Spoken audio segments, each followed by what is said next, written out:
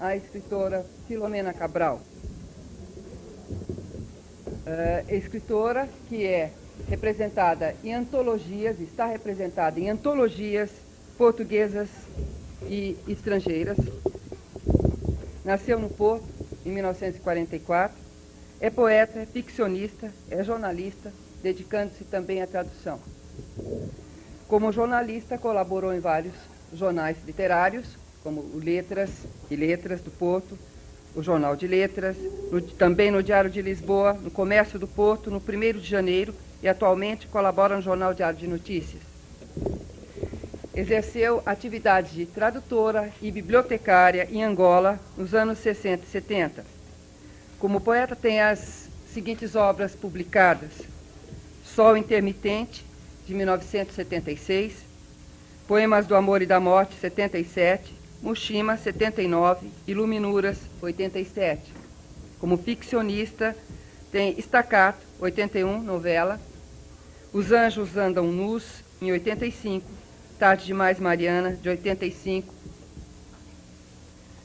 Um Homem de Sonho, 86, outra novela, Elegia para um Corpo Adormecido, 87, Mal d'Amor, 88, romance, Amatos, 90, Obsidiana, 90, romance, Finale, 92, Prantos, também, o último, 92. E acabei de saber ontem que ela já tem um livro pronto para sair, talvez, em novembro,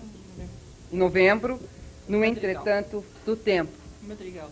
Madrigal, pela Madrigal. Não é Entretanto do Tempo? Não, esse é o outro. Esse é o outro que está... Então é mais novo esse ainda, no Entretanto do Tempo, ainda não está saindo. Deve sair então para o ano. Sim, para o ano. Para o ano. Gente, nós estamos muito contentes em ter a Filomena com a gente. Tenho certeza que vocês vão ter umas horas muito agradáveis com ela, uns momentos agradáveis, e aproveitem o máximo, porque dessas oportunidades a gente não tem sempre, não é? Eu passo a palavra porque é importante a palavra dela para vocês. Oxalá não fiquem frustrados.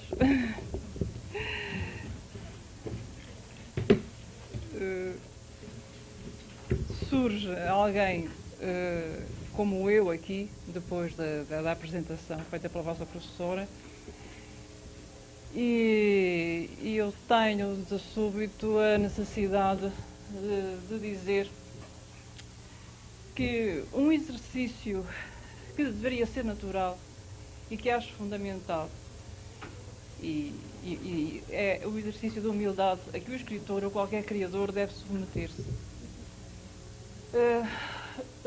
Humildade que não pressupõe de qualquer forma, ou que não evita de qualquer forma, aquela modéstia do escritor a que eludia Lautréamont e que é cheia de malícia. Não é? Lautréamont, quando falava na modéstia do escritor, estava a fazer uma provocação.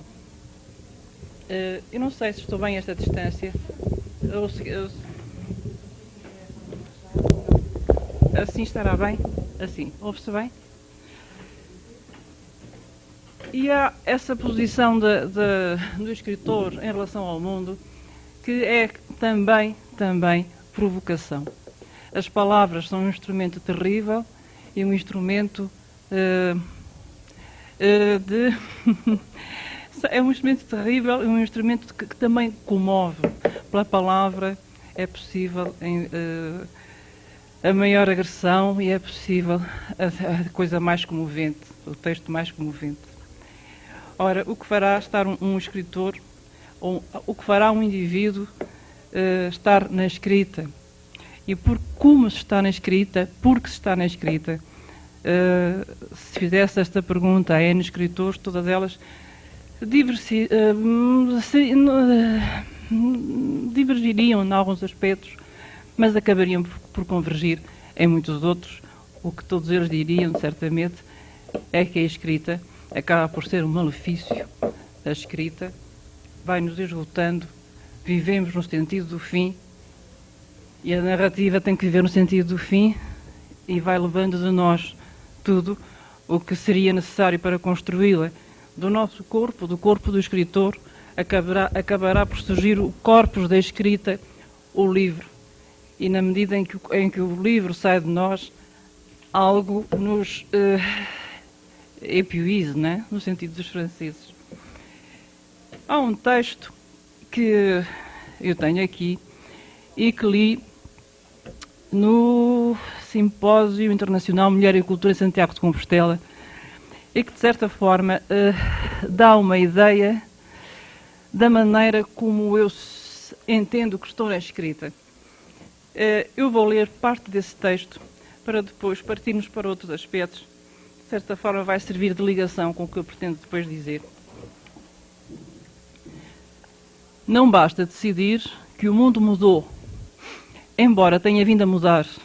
Nem será necessário reafirmar que as sociedades e as culturas se vêm misturando.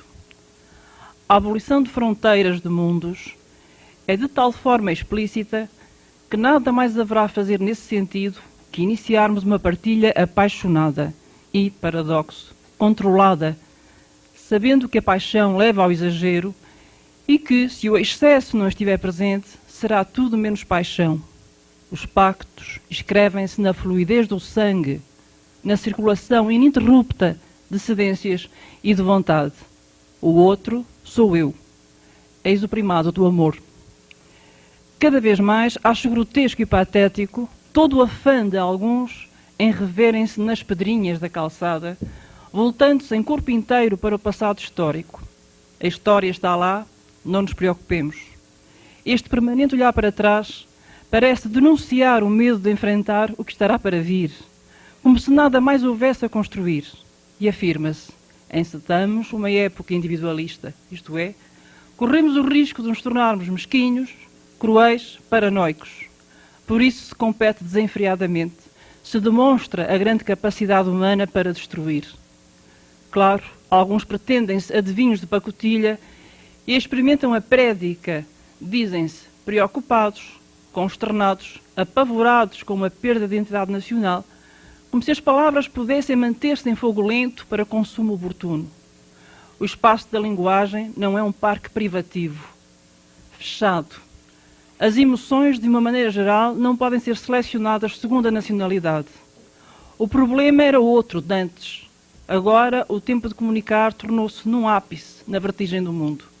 Interessa, sim, agarrar o criativo por oposição ao destrutivo. E alguns vamos porfiando, escolhemos uma via, uma vida, um atalho, a transvia, tal como deve ter acontecido com alguns, muitos, todos, todas, as que, reagindo a um status quo, souberam abandonar ou desprezar a norma, optando pela transvia. Por mim, considero-me uma transviada e tenho a certeza de que estarei em boa companhia. Deixei-me seduzir por outras culturas, não sou nem de cá, nem de lá, mas também.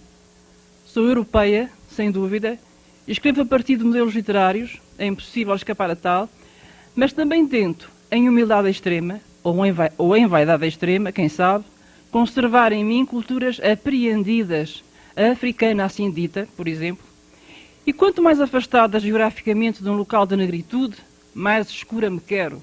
Pretendo-me na transvia dos povos, no desafio do que irá ainda acontecer. Mas não sou uma idealista. Eu não acredito no mundo novo, sim no velho, no que é constituído por pedras brutas, selvas, quase virgens, incorruptas. Por lá muitos morreram, serão ainda mais luxuriantes. Se a partir de dado momento das nossas vidas, em maturidade, não dermos outro valor às coisas, não merecemos qualquer lugar no mundo. E não se juntem a mim as carpideiras de um qualquer sistema, dizendo que os tempos mudaram e que teremos de voltar atrás. Meus amigos, não fui, não tenho sido feminista, mas quero poder orgulhar-me das mulheres, que o mesmo será dizer do ser humano, antes de ser demasiado velha para vibrar. Andaram as excedentárias a dar corpo àquilo que haveria de vir a chamar-se o primórdio da era industrial. Mulheres em excesso, demasiados homens tinham morrido na guerra. Mas alguma vez deixaremos de ser excedentárias, objeto de tentativa de manipulações camufladas? Hoje temos todos os mesmos direitos, quando afinal somos todos cada vez mais diferentes. Dizem que as mulheres têm os mesmos direitos que os homens, o que sendo primordial é mera demagogia. Interessa sim sentirmos-nos participativas, conjugarmos no plural antes que caiamos ainda mais na ilusão de poder ter poder.